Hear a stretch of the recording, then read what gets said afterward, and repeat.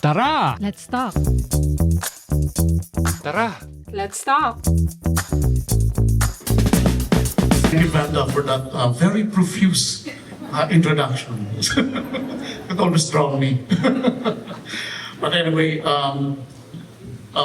Deputy President of the Dr. Donald, Consular J.P. Finney, and Senator Pauline Tully. Of course, the officers and members of the Filipino community led by Miss Vanda Brady. Thank you very much for inviting all of us here. Now, let me also thank all the members of the Filipino community and their leaders who came from all over Ireland. I believe that there were even leaders here from as far as County Kerry just to make this event possible. Thank you for organizing this wonderful event, which brought together Filipinos from all over the country, as well as local officials and citizens of Cavan and the surrounding areas. Now, let me just say that we are very glad to finally say that at the end of 13 long years of absence, we're finally able to return the Philippine Embassy here in Ireland.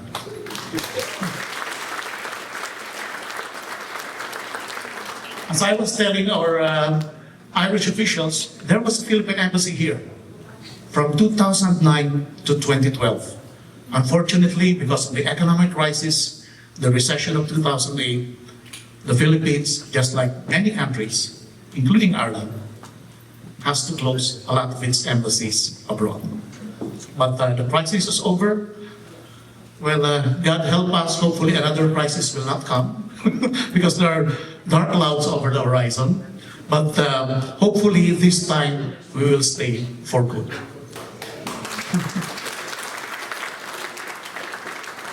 Now, let me introduce to you the staff of the Philippine Embassy. We are actually a very small team. A very small team compared to most of our embassies abroad, and especially considering that we have 22,500 Filipinos here in Ireland. And that's only an estimate. There might be a little more or a little less. Nobody can really tell us the exact figure, but we are going by the Irish government statistics, and we hope that that's more or less approximates the real number of Filipinos. But now let me start by introducing my Minister and Consul General, the Deputy Head of Mission here in Ireland, Mr. Eric Aquino. Mr. Eric Aquino is also a veteran of the Foreign Service. He has been assigned to many posts already, including Calgary, Ottawa, and Pretoria, South Africa. And then we also have with us Consul Ajit Panimanglor. Yeah. He's a Ripoli also. He has a child before in China. Then, two of our staff officers were not able to make it here because they're currently on a vacation. But my administrative officer is Joanne Alonzo, again a veteran diplomat. And my finance officer, the one in charge of our small budget, is Miss Anne Caraig, again a veteran diplomat who's been assigned to many countries abroad. I mean, she's been in the service for almost 40 years. And in fact, she'll be retiring, I think, in a year or two, right? Then my property, records, and communications officer is Miss Maria Dolor Salas. Again, a veteran. She used to be with me in Islamabad, Pakistan. But after that, she was assigned to Los Angeles, California, in the Consulate General. We also have among us Miss Maricel Velisfil, my secretary and the Cultural and Community Officer. So on community, Filipino community matters, she's a point person. Yeah, she's also a veteran, having been appointed and assigned as secretary in Brunei. Any other country? Just Brunei so far, yeah. 6 years in Brunei. So quite seasoned also. Then finally, we have Miss Camille Bongkon, please stand, Camille. She stayed for 6 years in Los Angeles. So again, well-trained and well-seasoned diplomat. So this is all of my team. We hope that we'll be able to add more to this team. But let me say that we are not alone, because at this point, let me tell you that you'll have to bear with us, because our embassy is not yet permanent. The office is still temporary. Hopefully, you'll be able to transfer to a more permanent facility in the near future. Hopefully in the next 2 months or in next month. We're looking at Northumberland if things go well, in Northumberland in Dublin. So we will be neighbors with the Vietnamese embassy. Yeah. Now, okay, this is the thing about it. Although our presence here is still modest, because practically or technically speaking, we're still setting up the mission here, and it takes a long time with a lot of processes. But in spite of that, we believe that we are not alone, and we are being supported by the Philippine Embassy in London, who has held the fort here in Ireland in our 13 years of absence. So let me convey also my thanks to the Philippine Embassy in London under the leadership of Ambassador Teddy Luxin, who used to be the Secretary of Foreign Affairs, and also to the MWO office in London, which will now be headed by Nini Herman, right? Sorry, Marnie, I've not met her yet, and I believe she's still trying to settle. And but she will soon be coming out, even here. She will be coming here in Ireland soon to introduce herself to you. Now, but Sheila, please stand up, Sheila, has been a good help to us for the past several years. But I was informed that she'll be leaving soon. You'll be completing a 6-year tour of duty in London, during which period she also covered Ireland. So that's the thing. Thank you very much also to London. Convey my thanks to Ambassador Luxin. We were together in Manila in his last few years as Secretary of Foreign Affairs, because during the time I was the one accompanying him on the Association of Southeast Asian Nations meeting. Now, what will we do in Ireland? So probably you're interested in our priorities. Now that we have an embassy here, finally, you won't have to go to London for the smallest consular transactions. So at least that's a good blessing, but bear with us. As I said, we're still a temporary embassy. We are trying to control first the number of our applicants, because until we are able to set up the permanent building, we won't be able to go full blast. But anyway, the thing is that even though my advance team actually was not yet supposed to give consular services, because their primary mandate when they arrived was just to set up the embassies and all its domestic requirements, especially the foreign ministry. But to assuage the plight of the Filipinos here, they already decided as early as February to start dispensing consular services. So I think we have already several hundred applicants whose needs were addressed since we opened the embassy, but it will expand soon. And we plan to also hold outreach services to the far-flung areas of Ireland from the point of view of Dublin. So sooner or later we'll be in Galway, even in Cavan, Cork, Waterford, Wexford, and the northern parts, even from as far as Donegal. Because we have to clarify that our jurisdiction, while not covering all of the island of Ireland, covers the 26 counties of the Republic. So, but as for Northern Ireland, that's since it's still under the administration of the United Kingdom, it's under also the jurisdiction of the Philippine Embassy in London. Yeah, but we do, for some services, to make it easier for our people there, we do accommodate some of their requests for services. Of course, subject to some legal limitations because of our limited jurisdiction here in Ireland. Now, ladies and gentlemen, this morning we are celebrating the National Heroes Day. I think nobody's spoken yet about the National Heroes Day of the Philippines. As I told our Irish friends, that is the Filipino counterpart of their Memorial Day. The day and in a day and time of the year when we commemorate the legacy of our heroes.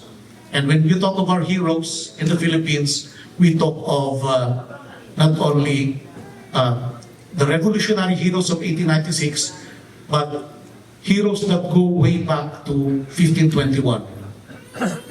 Lapu-Lapu. We recognize Lapu-Lapu, one of the chieftains of Cebu in Mactan in Central Philippines, as one of our first heroes. Now, everybody around the world knows about Fernando Magallanes or Ferdinand Magellan. He was supposedly the first man to circumnavigate the world. But there was one fact that most people do not know. He did not complete his voyage. Yeah, tragically. Sadly, he did not. When he arrived in the Philippines, just a few more thousand miles before completing his voyage, he died in the Philippines. He made the mistake of being involved in local political quarrels. He allied with some tribes and chieftain, which is in a violent quarrel with another tribe. And so he was confronted by Lapu-Lapu, one of the local chieftains, who in the name of defending local sovereignty against foreign sovereignty, fought him in battle and defeated him in the shores of Mactan. So he died in Mactan. He was actually buried there. And it was his number two, his second in command, Sebastian Elcano, who completed the circumnavigation of the world for him. Now that part is often not known to most people, except those really professional historians. So that was the significance of that first hero. Sorry, it's a tragedy for Magellan, but it was an act of sovereignty for the Philippines, just like the Irish in your fight against colonialism. So like Brian Brew against the Danes, probably. So we recognize him as our first hero. Now after him, in 1565, almost 40 years after the first contact of the Spaniards with the Filipinos, the Spaniards came back with a vengeance and invaded the entire Philippines. Of course, they were not able to do that by themselves. The majority of their army were also local Filipino allies, because the island then was not united. It was divided into hundreds of small tribes.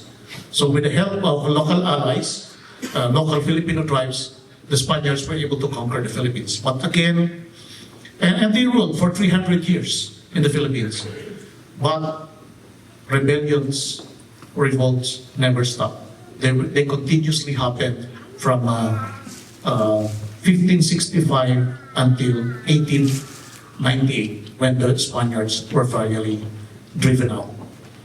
And so we had, these are now the heroes that the memory we are celebrating.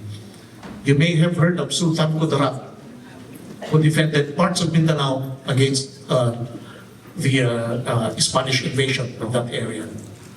Francisco de Gogoy of Bohol, Gabriela Silang and Diego Silang in Ilocos.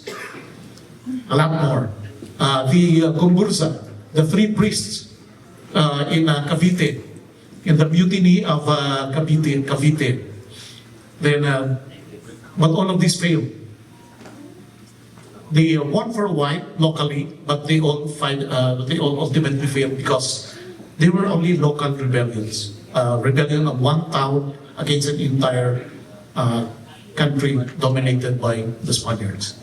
But finally, in 1896, someone came to inspire the entire country as a united country to launch a revolution against the Spaniards.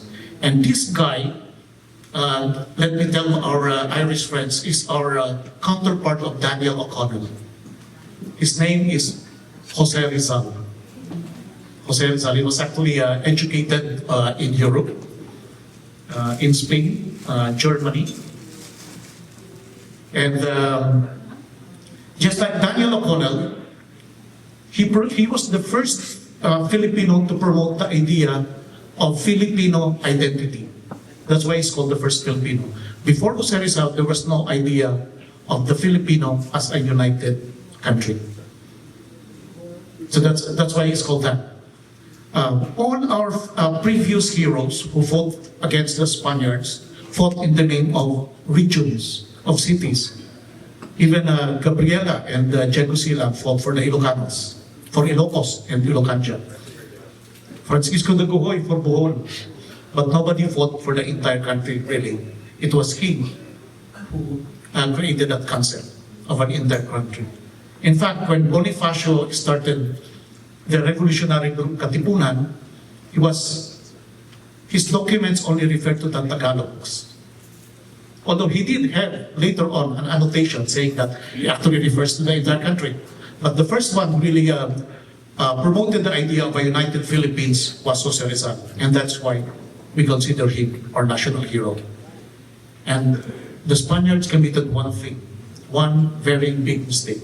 Same mistake that they did in Ireland, your former overlords did in Ireland in 1916.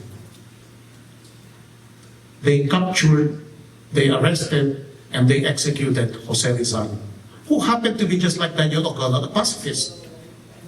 He was never for an armed revolution, actually. He was for peaceful reforms.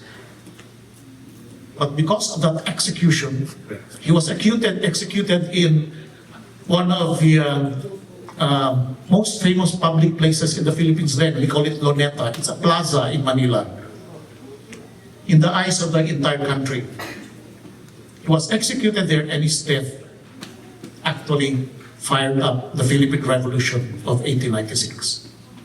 The Philippine Revolution flared all over the country, starting with Manila, then down to the southern provinces, Cavite, Bulacan, Bicol, Ilocos, down to the Visayas, and then even down to Mindanao. Until in 1898, the Spaniards were finally defeated. Again, and on June 12, 1898, the first Philippine Republic was declared. In fact, the first democratic republic in Asia, patterned after the European models, the French Revolution and the American Revolution. The Constitution was patterned after the American Constitution. But ironically for us, again, an ally who came to our shores took over also the country as a new colonizer.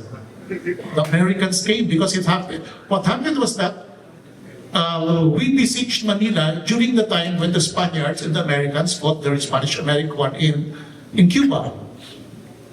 They defeated the Spaniards, and they made it a point also to defeat the Spanish forces in Asia, which happened to be in the Philippines. It was a one-day battle which destroyed the Spanish Navy in Manila Bay.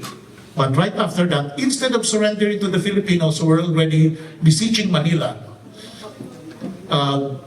the Spaniards preferred to surrender to the Americans to save their face. It's more difficult to be shown around the world to surrender to native forces than to a white American force. So they surrendered to the Americans, and suddenly we found ourselves colonized also with the Americans for the next 50 years. But to be fair also to the Americans, we have a different colonial experience under the United States. Democracy was developed, in fact, our economy was developed during that period. But we still continued our independence movement. But this time we did it peacefully. It started with the Philippine-American War. It was a bloody one. A 10-year war, which America considers its first Vietnam. It was the first Vietnam of the United States. 1 million Filipinos died during that Filipino-American War. But after they won, they granted a self-government, even under their occupation. Then by 1935, they made the Philippines a Commonwealth. which is another name for what you call here home rule. And by 1946, in accordance with their legal promise under the Jones Law of 1916, they granted the Philippines independence. And so it's a different colonial experience. But just to sum up the 350 years of colonial experience, we call it 300 years in a Spanish convent and 50 years in Hollywood. So that's why we have a lot of Filipino entertainers, Filipino singers. But that's the thing about it. That's what westernized the Philippines. But one more big influence of that was that the Philippines ended up arguably the most westernized country in Asia. In fact, we're the only Christian and Catholic country in Asia. 85% of the population, probably more, is Catholic. We have a 5% Muslim population in the south, but that's small. And probably 9 to 10% Protestant, but generally Catholic country. So there are a lot of parallelisms between the Philippines and Ireland. Now, we've been talking of dead heroes. Of course, it's our duty to remember those dead heroes who contributed so much for us. But now we believe that probably it's now time for living heroes. People who will not just die for our country, but who will live for our country. And in our case here in Ireland, and a case of Filipinos abroad, who will live not only for the Philippines, but also for their new host countries, who will contribute to their new countries. So I guess that's a challenge for us to be the what President Fidel V. Ramos called the modern heroes, the overseas Filipinos, in recognition of your contribution, not only to the Philippines, to which you are still connected by family and economic links, but also with your new countries. So let me tell you this. Before I close, let me tell you this, that during my presentation of credentials to President Michael Higgins, we had a small tete-a-tete, a confidential discussion of bilateral relations. I was simply expecting him to focus on diplomatic, political, and economic affairs. And we did talk about that, but only very briefly. For most of the time, what he talked of was the contribution of the Filipinos in Ireland. And I was touched, because it's not only a matter of economic contribution, the contribution of our nurses, doctors, and caregivers in this country, and of accountants, IT experts, hospitality industry experts, workers, and other Filipinos. But he dwelt particularly on the particular characteristic of Filipino professionalism. He says, there's one thing about the Filipino that touched us. And his wife also told us about this. He said, other people work and work well, but with the Filipinos, they work with their heart. It's a kind of service that comes with caring.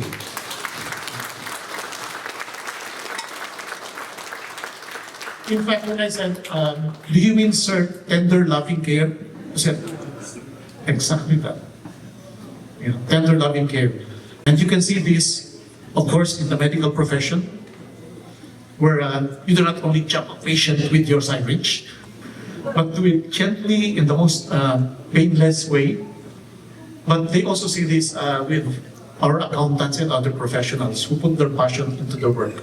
You know, Filipinos probably are reputed for going the extra mile. Some people will work from 9 to 5, and by the time 5 o'clock rings, it's like finish or unfinished, pass your paper, you stand up and leave, right? But the Filipinos will not stop until they finish the work. And sometimes they work overtime for free. And it's easy to talk to them to work overtime, things like that. But yeah, it's the passion, it's the caring that goes with it, especially in people-to-people services. So I was really touched when he said that. Yeah, so I guess I have to impart it to you to further encourage you. Yeah, contribute also to this country, increase your professionalism, upgrade your skills, but again, more importantly, integrate. And you have an edge for this. As I said, First of all, we're Catholics. We're also partly Western because of our heritage, and it'll be easier for us to melt into this country, to form a real melting pot with the people of Ireland. So with this in mind, I will not linger here any further because I've been talking so much already. Yeah, thank you very much for welcoming us, and please don't hesitate to approach the embassy for your assistance. Thank you so much. Tara! Let's talk. Tara! Let's talk.